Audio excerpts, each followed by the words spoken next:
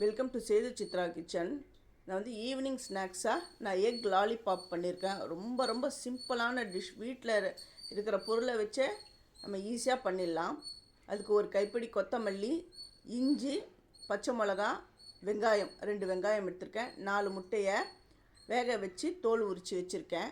First இந்த முட்டையை திருவிக்கணும். First என்னுடைய வீடியோ பார்க்குறவங்க சப்ஸ்கிரைப் பண்ணலைன்னா சப்ஸ்கிரைப் பண்ணுங்கள். ஆல் என்ற ஆப்ஷனை தொடுங்க. அப்போ தான் நான் போகிற ஒரு வீடியோவுடைய நோட்டிஃபிகேஷனும் உங்களுக்கு காட்டும்.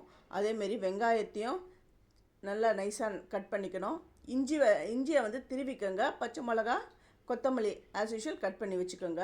திருவி வச்சுருக்க அந்த முட்டையில் வெங்காயம், வெட்டி வச்சுருக்கிற பச்சை மிளகா, அப்புறம்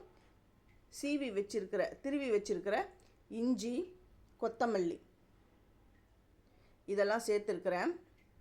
மஞ்சப்பொடி, தனியாத்தூள், தனி மிளகாய்த்தூள், உப்பு, தேவையான அளவு உப்பு. மைதா வந்து ஒரு 1/4 கப்பு இருந்தால் போதும். ரொம்ப சேர்க்காதீங்க, 1/4 கப்பு தான். ஏன்னா மைதா வந்து பைண்டிங் ஏஜென்ட்டு. இதுதான் போட்டு எல்லாத்தையும் நல்லா உருண்டை பிடிச்சிடுறேன். சில பேர் வந்து என் பச்சை மிளகா குழந்தைங்கள்லாம் சாப்பிடும், பச்சை மிளகா வேண்டாம் அப்படிங்கிறவங்க மிளகுத்தூள் சேர்த்துக்கோங்க. இப்போ ஒரு முட்டையை உடச்சி வச்சுருக்கேன். இதை நல்லா பீட் பண்ணி வச்சுருக்கணும். ரொம்ப சிம்பிள். பசங்க ஸ்கூல் விட்டு வந்தவொடனே இந்த ஸ்நாக்ஸ் செஞ்சு கொடுங்க. இது அந்த முட்டையில் நல்லா அதை பரட்டி, இது பிரெட் தூள் இல்லை அப்படின்றவங்க ரஸ்க் இருக்குது இல்லையா, கடையில் விற்கிற அந்த 10 ரூபா பாக்கெட் ரஸ்க்கு, அதை எடுத்துகிட்டு வந்து நல்லா மிக்ஸி ஜாரில் போட்டு பொடி பண்ணிக்கோங்க. நல்லா எண்ணெயை காய வச்சு இதில் உருட்டி போட்டுடணும்.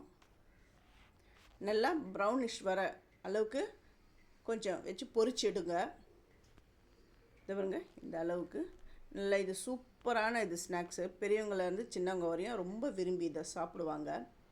அவ்வளோ டேஸ்ட்டாகவும் இருக்கும். வீட்டில் இருக்கிற பொருளை வச்சே நம்ம செஞ்சிடலாம்.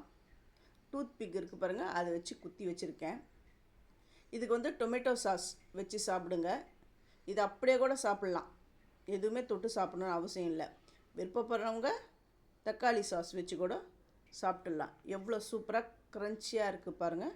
இது நீங்கள் உங்கள் வீட்டில் செஞ்சுட்டு அது எப்படி இருந்தது எனக்கு கமெண்ட் பண்ணுங்கள். தேங்க்யூ.